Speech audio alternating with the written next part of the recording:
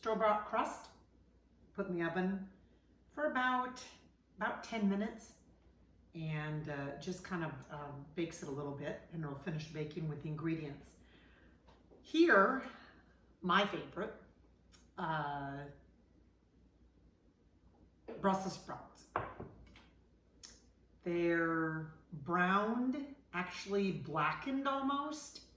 I put a little bit of onions. I used scallions, which are green onions.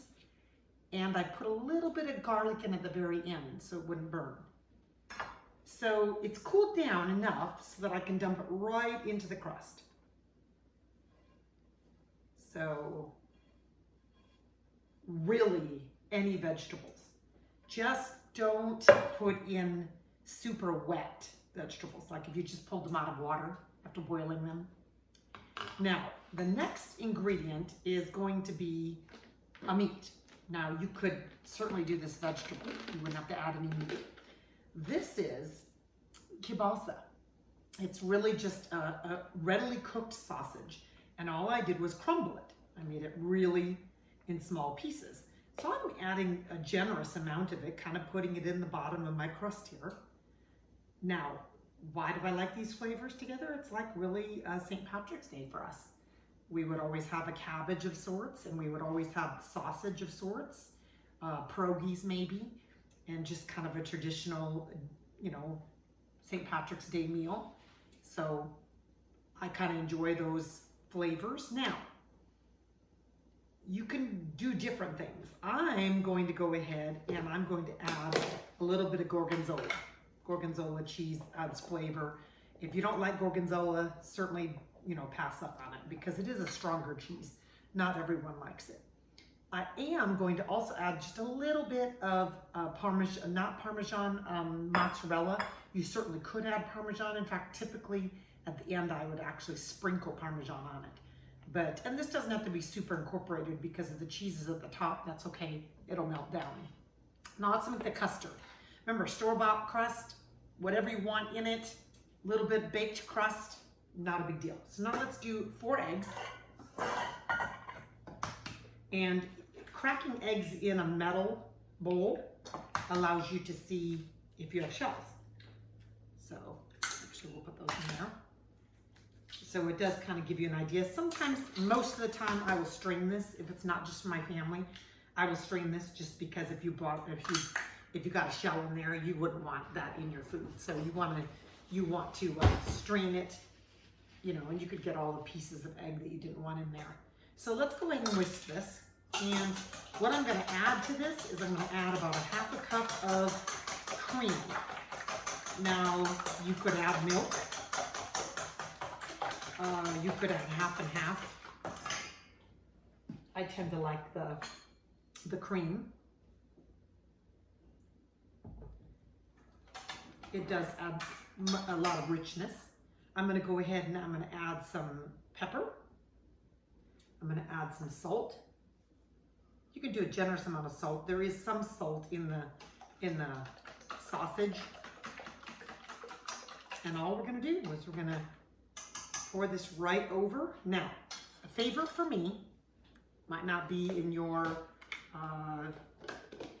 taste category. I love nutmeg.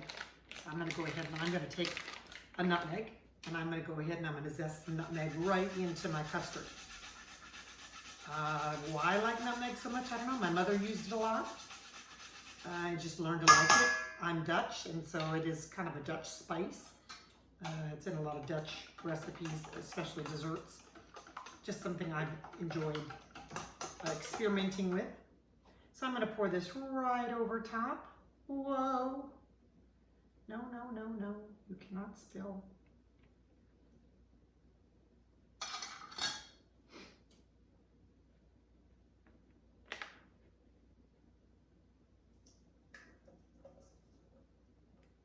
So once you get that all poured into the crust, thankfully we didn't lose very much of the custard. Just kind of want to, now I packed mine really full. You certainly don't have to pack yours as full. What it does is it just blends together with the custard. I put in probably at least a quarter more ingredients than maybe I should have. In fact, I would throw a handful of spinach in this. Spinach, baby spinach leaves would taste delicious. You could actually even throw them right on top. It doesn't have to all be incorporated in this custard. Does it all have to be sinking in? No, because it's all going to become one anyway. So what I think I am going to do, since I have 2 cheeses already, I'm not going to sprinkle it with Parmesan. I'm going to sprinkle it with my green onions. And then I'm just going to put this in the oven for about 20 minutes. I'm going to keep checking it, make sure that it's done. Remember, the crust is already kind of par-baked.